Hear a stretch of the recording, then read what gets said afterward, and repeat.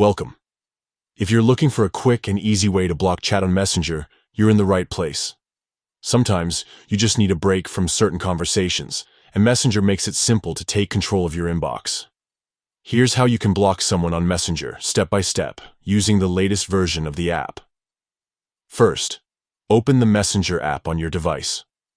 Once you're in, take a look at your list of chats. Find the conversation with the person you want to block. Tap on that chat to open it. At the top of the chat screen, you'll see the person's name or their profile picture. Tap on it. This will open up their profile and show you several options for managing your interaction with them. Now, scroll down through the options until you see the block button. Tap on it. Messenger will ask you to confirm your choice. This is your last chance to change your mind. If you're sure, go ahead and confirm. Once you confirm, that person will be blocked on Messenger. This means they won't be able to send you messages or call you through Messenger anymore. Don't worry, they won't get a notification that you've blocked them, so your privacy is protected.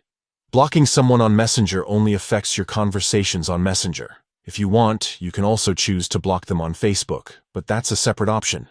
Messenger gives you the flexibility to decide what's best for you.